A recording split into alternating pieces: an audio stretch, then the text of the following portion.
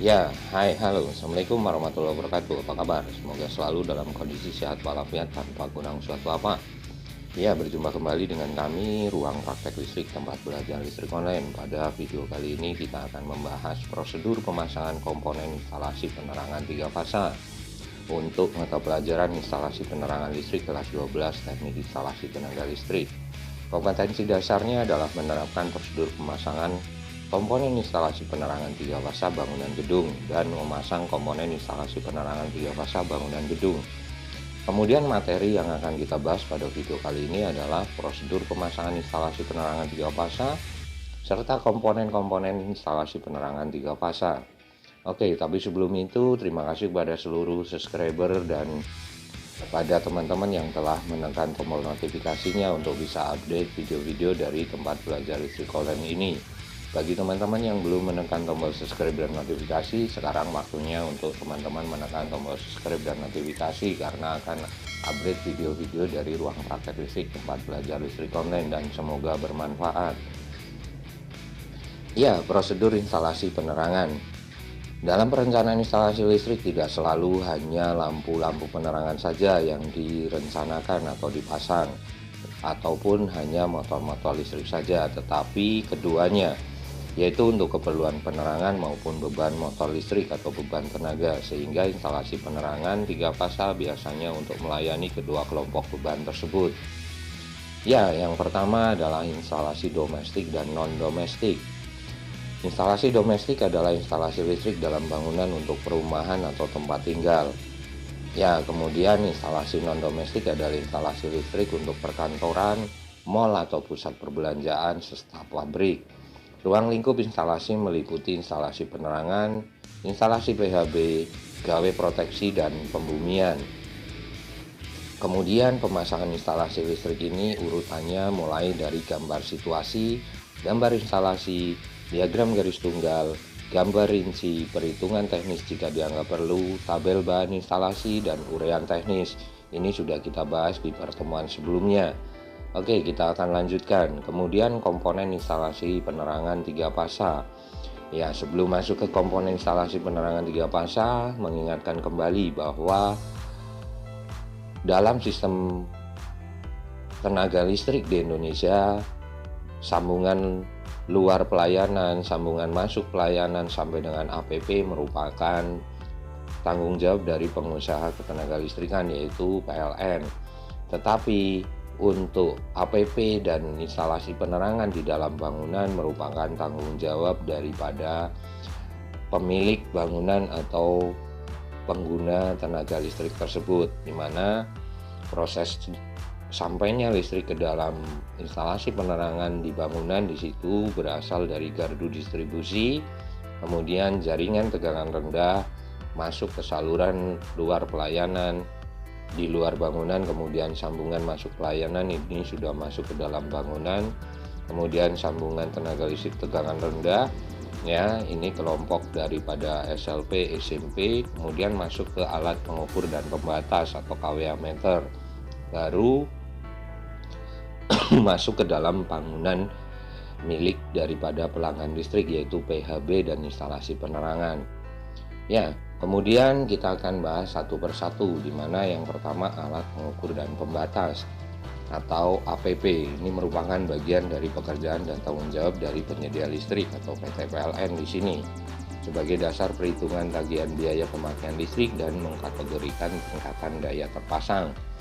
Alat pengukur yang digunakan adalah kWh, kVARH, kVA maksimum sebagai alat ukur pemakaian energi. Kemudian pengukuran yang dilakukan ada pengukuran langsung dan pengukuran tidak langsung. Ya, untuk pengukuran primer satu fasa untuk pelanggan dengan daya di bawah 6600 pada tegangan 220 volt ini dilakukan menggunakan pengukuran langsung. Kemudian pengukuran primer 3 fasa secara langsung ini juga untuk pelanggan dengan daya di atas 6600 VA sampai dengan 33.000 VA dengan tegangan 380 volt. Kemudian pengukuran dilakukan secara sekunder 3 fasa atau secara tidak langsung, ini menggunakan trafo arus untuk pelanggan dengan daya 53 kVA sampai dengan 197 kVA. Yang dimaksud dengan pembatasan di sini adalah alat pembatasnya adalah merupakan MCB. Yang dimaksud pembatasan adalah untuk menentukan batas pemakaian daya sesuai dengan daya yang tersambung. Alat pembatas yang digunakan biasanya untuk sistem tegangan rendah sampai dengan 100 ampere menggunakan MCB, dan di atas 100 ampere digunakan MCCB atau pelebur tegangan rendah atau NFB yang dapat disetting. Pada sistem tegangan menengah menggunakan pelebur tegangan menengah atau relay. Ya, KWH meter. Sekarang sudah ada KWH meter prabayar atau pulsa yang diisi dengan token listrik. Tapi KWH pasca bayar atau KWH analog juga masih digunakan.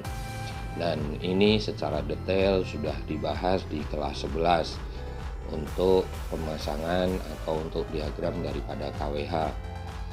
Ya, kemudian panel hubung bagi atau PHB. Panel hubung bagi atau PHB di sini berbentuk lemari atau kubikel.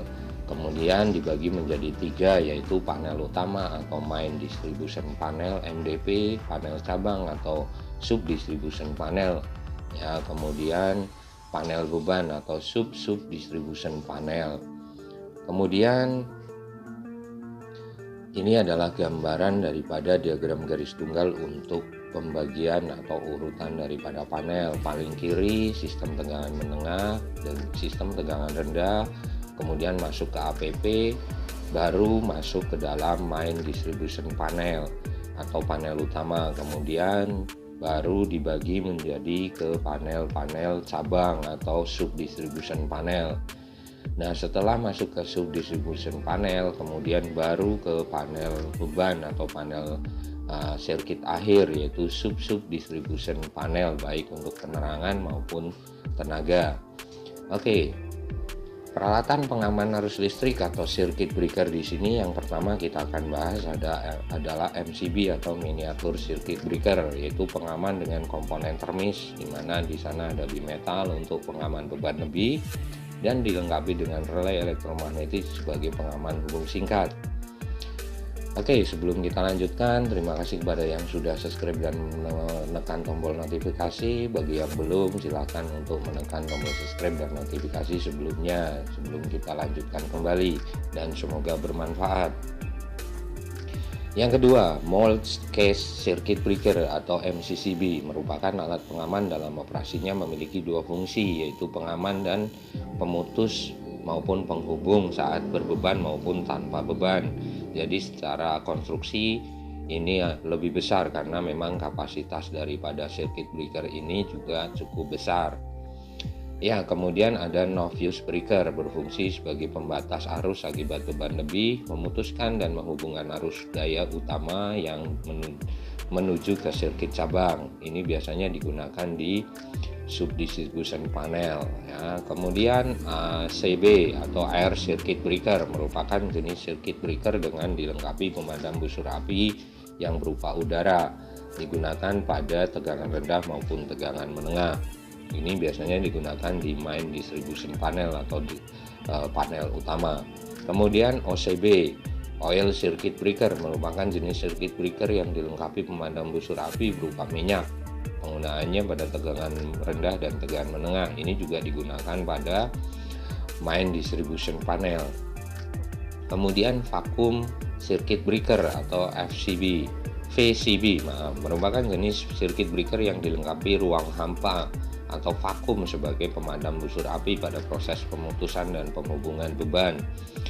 Ya, kemudian SF6CB atau sulfur circuit breaker merupakan jenis breaker dengan dilengkapi gas SF6 sebagai pemadam busur api. Ini digunakan untuk tegangan menengah dan tegangan tinggi.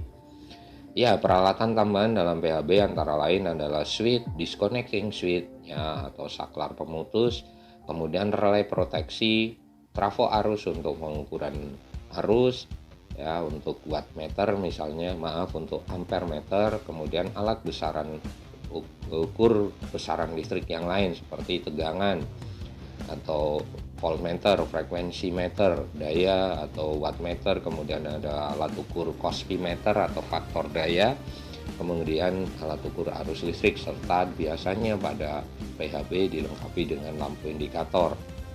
Oke, sebelum kita lanjutkan, jika ini bermanfaat, terima kasih pada yang sudah menekan tombol subscribe dan notifikasi. Jika belum, silakan tekan tombol subscribe dan notifikasi sebelum kita lanjutkan, dan terima kasih.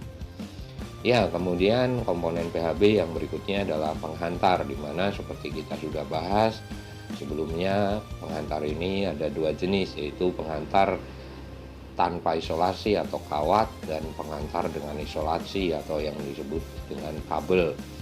Biasanya terbuat dari dua jenis bahan penghantar, yaitu tembaga dan aluminium, Cu dan Al.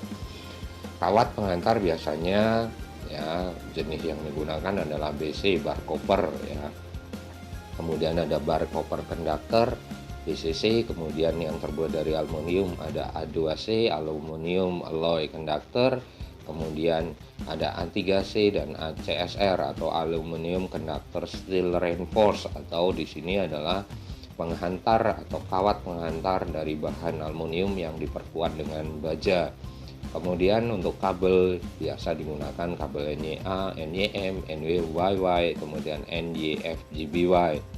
Ini juga sudah kita bahas di video-video di ruang praktek yang sebelumnya. Silahkan untuk menonton video-video dari ruang praktek tempat belajar listrik online. Kemudian komponen instalasi penerangan ya, ada stop kontak, saklar, pipa instalasi dan kelengkapannya, fitting lampu, dan lampu penerangan itu sendiri. Oke teman-teman, terima kasih sudah menonton video ini sampai akhir dan semoga bermanfaat. Pastikan sudah menekan tombol subscribe dan notifikasi untuk update video-video dari ruang praktek listrik. Terima kasih dan sampai berjumpa lagi. Wassalamualaikum warahmatullahi wabarakatuh.